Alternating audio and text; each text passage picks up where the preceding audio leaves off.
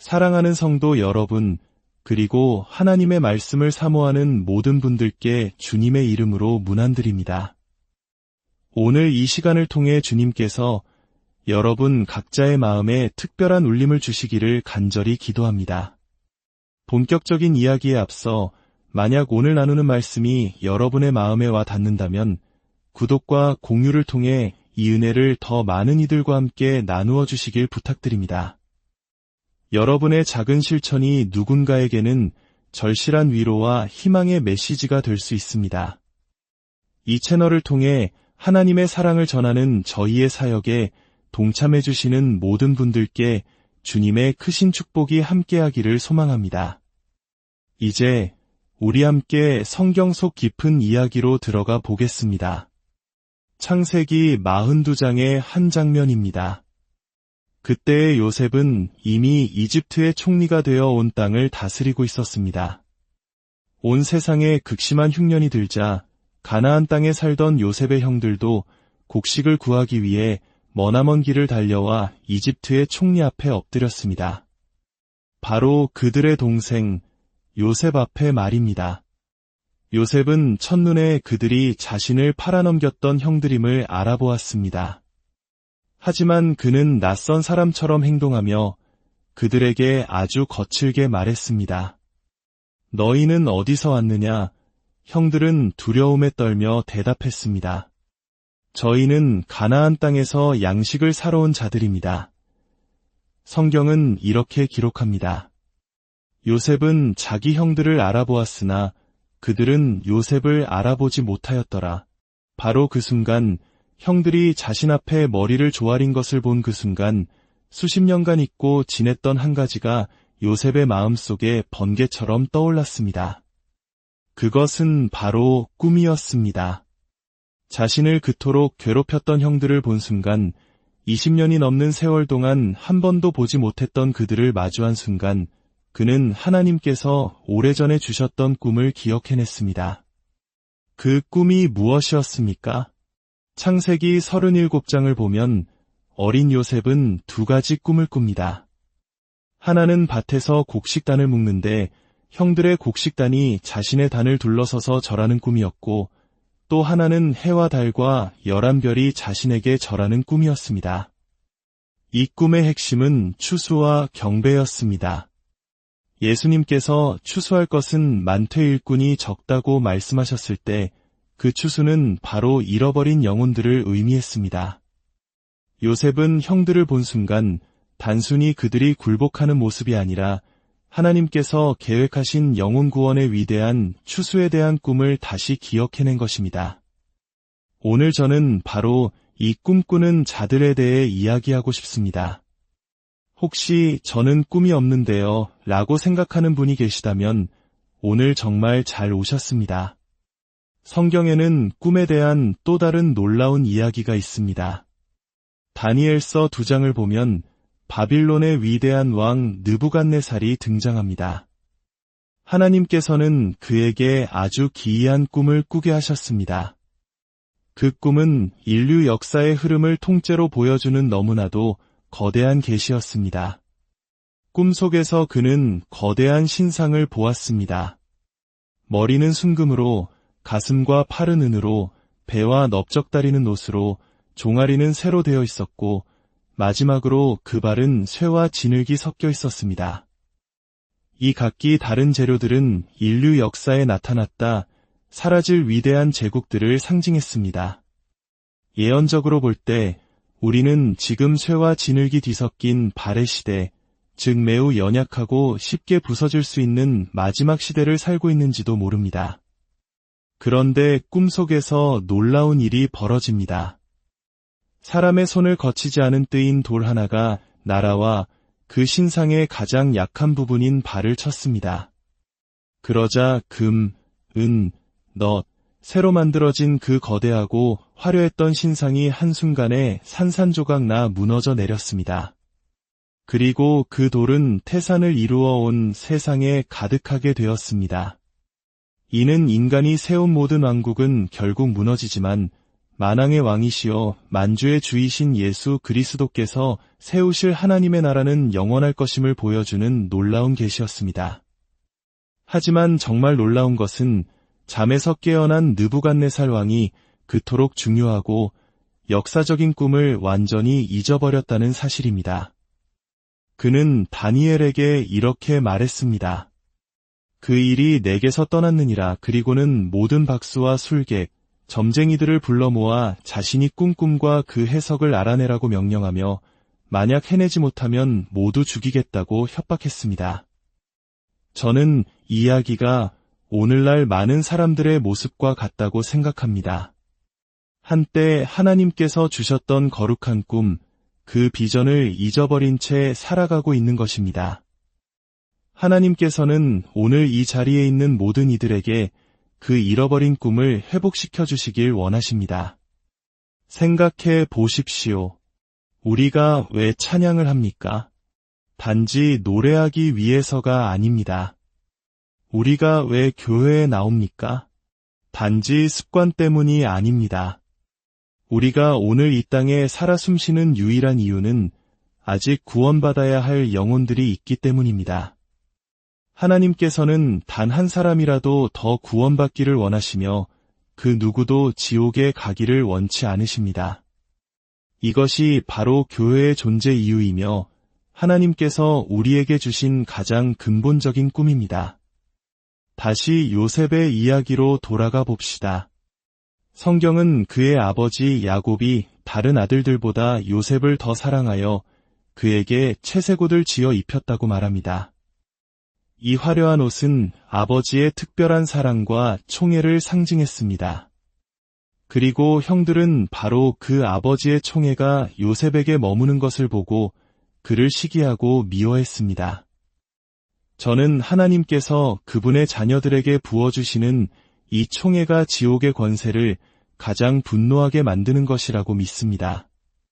우리는 어떠한 공로도 내세울 수 없으며 모든 영광을 하나님께 돌려야 마땅합니다. 하지만 저는 담대하게 선포하고 싶습니다. 하나님의 총애가 바로 이 말씀을 듣는 여러분의 삶과 가정 위에 머물러 있습니다.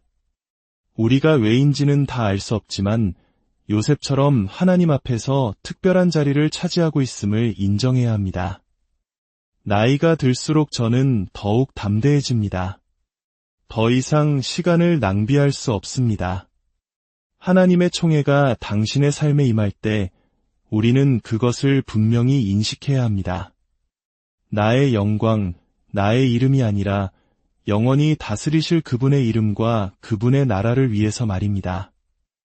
요셉을 형제들과 구별시킨 것은 바로 그 채색 옷이었습니다. 하나님께서 당신에게 은총을 베푸실수록 당신은 세상 속에서 더욱 돋보이게 될 것입니다. 때로는 그 특별함을 감추고 싶고 평범하게 보이고 싶을 수도 있습니다. 하지만 하나님께서 당신을 그분의 은혜로 감싸실 때 그분의 임재는 당신의 삶 속에서 숨길 수 없이 분명하게 드러납니다. 어느 순간부터 우리는 하나님께서 주신 선하심과 축복에 대해 더 이상 변명하거나 미안해할 필요가 없다는 것을 깨닫게 됩니다. 우리는 누군가가 그 축복을 받기까지 어떤 고난을 통과했는지, 얼마나 오랫동안 기도하며 11조를 드렸는지, 그의 부모와 조부모가 얼마나 신실하게 하나님을 섬겼는지 다 알지 못합니다. 때로 축복은 여러 세대에 걸쳐 쌓인 기도의 응답으로 우리에게 임하기도 합니다. 설령 내가 뿌린 모든 씨앗의 열매를 이 땅에서 거두지 못한다 할지라도 나의 자녀들과 손주들이 그것을 거두게 될 것을 믿습니다. 하나님께서는 그분의 이름을 위해 우리가 행한 작은 수고 하나도 결코 잊지 않으시기 때문입니다. 할렐루야. 그런데 사탄이 재능 있고 은사 있고 축복받은 사람들보다 더 미워하는 것이 있습니다. 바로 꿈을 가진 사람들입니다. 성경은 형들이 요셉을 미워했지만 그가 꿈 이야기를 한 후에는 그를 더욱 미워하였다고 기록합니다. 그들은 요셉이 아버지의 총애를 받는 것도 싫었지만 하나님으로부터 온 꿈을 가졌다는 사실에 더욱 분노했습니다. 이것은 사탄이 무엇을 가장 두려워하는지를 보여주는 중요한 단서입니다. 하나님의 백성이 단순히 그분의 총애를 받는 것에 그치지 않고 하나님이 주신 거룩한 꿈을 품을 때 그들은 사탄의 왕국에 가장 큰 위협이 됩니다. 사탄은 우리가 온갖 은사와 재능, 축복을 가지고 골방에만 머문다면 아무 상관도 하지 않을 것입니다. 하지만 하나님께서는 이제 그분의 교회를, 그분의 신부를 세상에 드러내실 것입니다. 우리를 은혜로 감싸시고 말씀하실 것입니다. 왜 세상의 문화와 정치, 경제 영역에서 물러나 있으려 하느냐? 왜 교회의 담장 안에만 갇혀 있으려 하느냐? 하나님의 총애와 하나님의 꿈이 우리에게 임하는 것은 한 나라를 구원하기 위함입니다. 요셉이 가졌던 꿈이 바로 그것이었습니다. 굶주림으로 죽어가는 한 민족을 구원하는 꿈. 그 일을 할 수 있는 유일한 사람은 하나님의 총애와 하나님의 꿈을 동시에 가진 한 사람이었습니다. 다윗이 거인 골리앗과 싸우러 나갔을 때를 기억하십니까? 이스라엘 군대는 40일 동안 매일 아침 전투복을 입고 칼과 방패로 무장하고 진열을 가다듬었습니다. 모든 준비를 마친 채 거인 골리앗의 조롱 소리를 들으며 서로의 눈치만 보고 있었습니다. 이는 오늘날 많은 그리스도인들의 모습과 같습니다. 언젠가 이것을 할 거야. 언젠가 저것을 목표로 삼을 거야 라고 말만 합니다. 이제는 조준만 할 것이 아니라 방아쇠를 당겨야 할 때입니다. 우리 주변의 세상을 보십시오. 만일 우리가 무언가를 해야 한다면 지금 당장 시작해야 합니다. 우리는 기도해야 하고 부흥을 꿈꿔야 합니다. 우리 사회와 학교와 일터에 성령의 강력한 부흥이 폭발하는 꿈을 꾸어야 합니다. 죄가 넘쳐나는 곳에 하나님의 은혜가 더욱 넘친다는 말씀을 믿어야 합니다. 하나님의 이름을 알고 그분의 보혈로 덮인 백성들이 추수를 꿈꾸기 시작할 때만큼 사탄의 왕국을 뒤흔드는 것은 없습니다.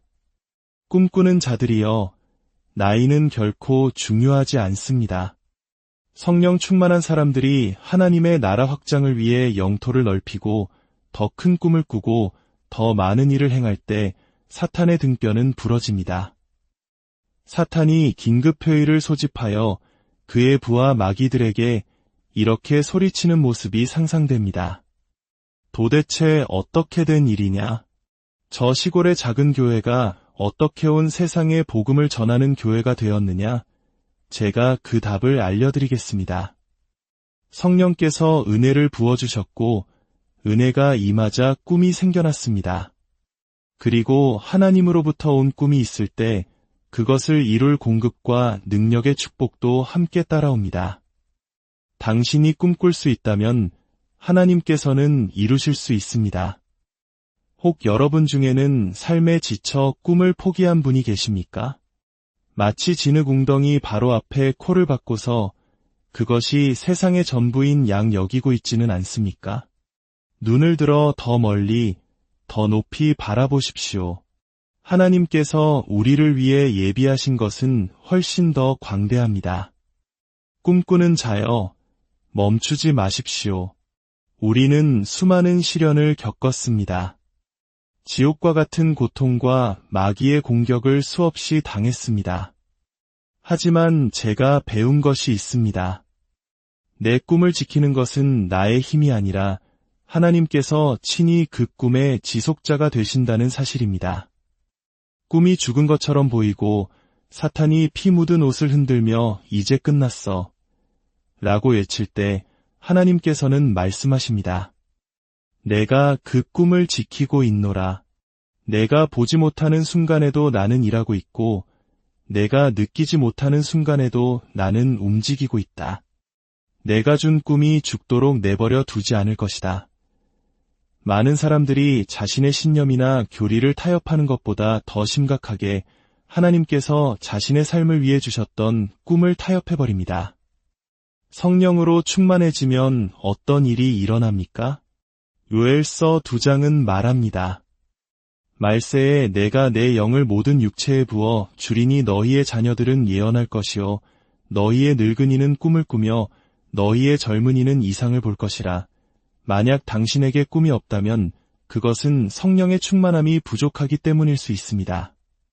성령님은 당신에게 그분의 왕국을 위한 꿈을 주시길 간절히 원하십니다.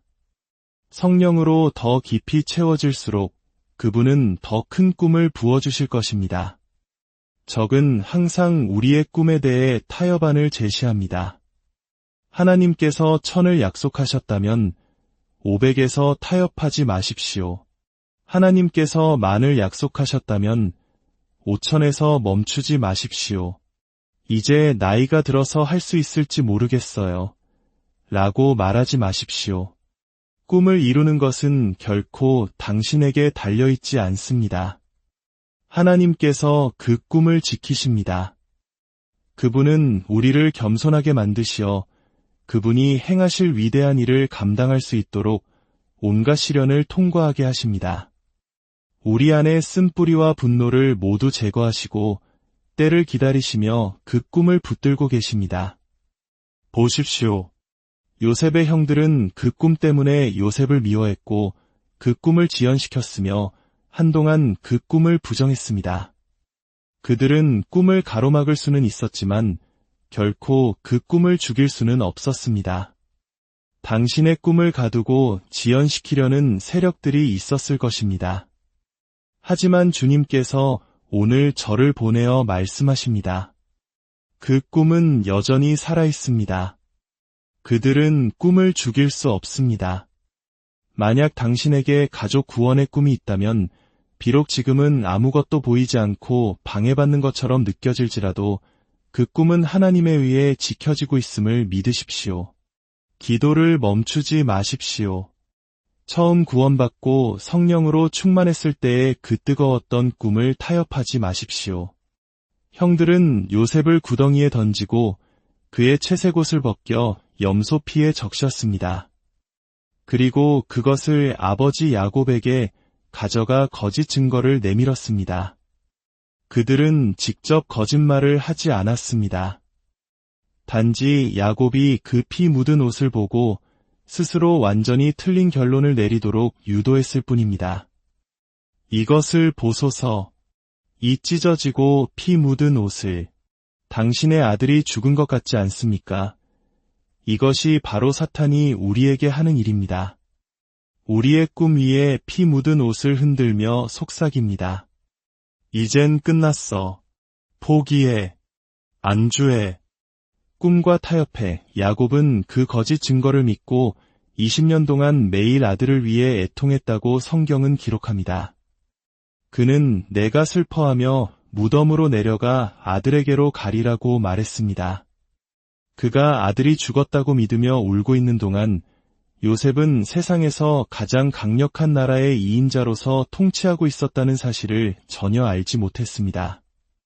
사랑하는 여러분, 죽지 않은 꿈을 위해 더 이상 장례를 치르지 마십시오. 내 아이는 절대 약을 끊지 못할 거야 라고 말하며 장례를 치르지 마십시오. 당신의 꿈은 죽지 않았습니다. 너무 쉽게, 너무 빨리 포기하지 마십시오. 어떤 분들은 영적으로 자신의 꿈을 땅에 묻어버리고 돌아서서 나는 무덤에 갈 때까지 이 슬픔을 안고 살 거야 라고 말합니다. 야곱이 울고 있는 동안 하나님께서는 요셉을 지키고 계셨습니다. 하나님께서는 당신의 꿈을 지키실 것입니다. 당신의 꿈은 죽지 않았습니다. 당신의 사명, 당신의 축복, 당신의 사역은 결코 죽지 않았습니다. 에스더서를 생각해 보십시오. 성경 전체에서 유일하게 하나님의 이름이 단 한 번도 언급되지 않는 책입니다. 하만이라는 자가 모든 유대인을 학살하려는 끔찍한 위기 속에서도 그 누구도 하나님께 기도했다는 기록이 없습니다. 이 사실은 우리에게 중요한 것을 가르쳐 줍니다. 때로 하나님께서는 자신이 하고 계신 모든 일에 친히 서명하지 않으신다는 것입니다. 그분은 단지 일하고 계실 뿐입니다. 당신에게 일일이 설명하거나 알리지 않으실 때에도 보이지 않는 곳에서 그분은 일하고 계십니다. 당신이 밤새잠 못 이루고 걱정하는 그 문제들을 그분은 이미 붙들고 계십니다. 원수는 당신의 꿈을 지연시키고 방해했을지 모르지만 하나님께서는 그 시간조차도 당신 안의 불순물을 제거하는 연단의 과정으로 사용하십니다. 이제 요셉의 이야기에서 가장 놀라운 부분으로 가보겠습니다. 20년이 흐른 후 그의 형들이 그의 왕좌 앞에 무릎을 꿇었을 때 그는 지난 20년 동안 겪었던 모든 고통과 상처를 뒤로한 채 오직 꿈만을 기억했습니다. 두 가지가 요셉의 꿈을 훔쳐갈 수 있었습니다. 그리고 그것은 오늘날 우리의 꿈을 훔쳐가는 것과 똑같습니다. 첫째는 쓴 뿌리입니다. 즉, 원망과 분노, 용서하지 못하는 마음입니다. 그가 형들을 보았을 때 그는 자신의 쓰라린 과거가 아닌 꿈을 기억했습니다. 가족, 형제, 부모, 자녀에 대한 원망만큼 우리의 꿈을 메마르게 하고 훔쳐가는 것은 없습니다. 우리 한국 사람들의 정서 깊은 곳에는 한이라는 것이 있습니다. 그러나 그 한과 쓴 뿌리를 품고 있는 한, 우리는 하나님의 꿈을 향해 나아갈 수 없습니다. 복수심에 불타는 대신 그는 꿈을 기억했습니다. 우리는 기억해야 할 것은 잊어버리고 잊어야 할 것은 기억하며 살아갑니다. 요셉은 깨달았습니다. 그 고난의 과정이 없었다면 지금의 자리에 올 수 없었음을. 형들은 악을 행했지만 하나님께서는 그것을 선으로 바꾸셨다는 것을. 그러니 어찌 그들을 원망하겠습니까? 둘째로 꿈을 훔쳐가는 것은 궁전의 안락함입니다. 요셉은 파라오가 직접 하사한 옷을 입고 그의 반지를 끼고 왕궁의 모든 축복을 누리며 세상을 다스리고 있었습니다. 어쩌면 그는 궁전에서의 파티와 축복받은 삶에 너무나 익숙해져서 정작 그를 그 자리에 있게 한 추수에 대한 꿈을 잊고 있었을지도 모릅니다. 하나님께서 우리를 축복하실수록 우리는 그 축복 자체에 안주하여 더 큰 꿈을 잃어버릴 위험에 처하게 됩니다. 이는 감옥에 갇혔던 술 맡은 관원장의 이야기와 같습니다. 요셉은 그의 꿈을 해석해주며 말했습니다. 당신은 사흘 안에 복직되어 왕을 모시게 될 것입니다. 부디 그때가 되면 나를 잊지 말고 이 감옥에 있는 자들을 기억해 주십시오. 죄의 사슬과 고통의 감옥이 얼마나 끔찍한지 잊지 말아 달라는 간청이었습니다. 당신이 왕궁에서 축제를 즐길 때 감옥에서는 죄수들이 울고 있다는 사실을 잊지 말아 달라는 것이었습니다. 그러나 성경은 말합니다. 술 맡은 관원장이 왕 앞에 서게 되었을 때 그는 요셉을 잊었더라. 사랑하는 여러분, 이것이 오늘날 교회의 모습일 수 있습니다. 하나님께서 우리를 죄와 중독, 고통의 감옥에서 건져내어 은혜의 궁전으로 이끄셨을 때 우리는 감옥에 남겨진 이들을 잊어서는 안 됩니다. 우리도 한때 그들과 같은 곳에 있었지만 오직 하나님의 자비와 은혜로 구원받았습니다. 우리의 임무는 꿈을 기억하고 여전히 구원의 손길을 기다리며 울부짖는 추수할 영혼들을 잊지 않는 것입니다. 이제 말씀을 맺으려 합니다. 혹시 당신의 마음속에 하나님이 주셨지만 세상의 풍파 속에서 거의 꺼져버린 꿈의 불씨가 있습니까? 삶의 목적과 사명의 불꽃이 희미해졌습니까? 하나님께서 오늘 당신을 이곳으로 인도하신 것은 요셉의 형들처럼 예수님 앞에 무릎 꿇고 그분을 당신의 주인으로 영접하게 하기 위함입니다. 하나님은 아직 당신을 향한 계획을 끝내지 않으셨습니다. 아직 끝나지 않았습니다. 원수는 피 묻은 옷을 흔들며 모든 것이 끝났다고 속삭이지만 당신의 꿈을 타협하지 마십시오. 십자가를 통해, 못자국을 통해, 보혈을 통해, 예수의 이름을 통해, 성령의 능력을 통해 당신에게는 자유가 주어졌습니다. 지금 이 시간 우리 함께 기도하기를 원합니다.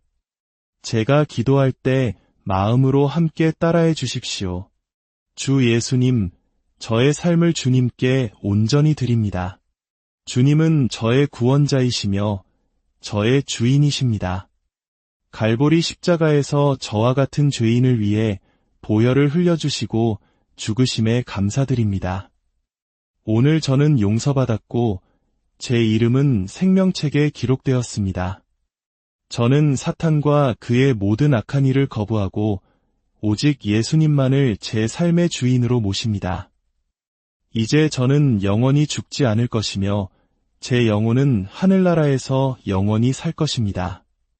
저를 용서해 주시니 감사합니다. 주님을 찬양합니다. 아멘. 주님께서 당신을 축복하시고 지키시기를 원하며 그의 얼굴을 당신에게 비추사 은혜 베푸시기를 원하며 그 얼굴을 당신에게로 향하여 드사 평강 주시기를 축원합니다. 사랑하는 여러분, 당신의 꿈은 살아있습니다. 하나님의 집 위에 머무는 그분의 총애가 당신의 가정과 삶 위에도 동일하게 임할 것입니다. 모든 영광을 하나님께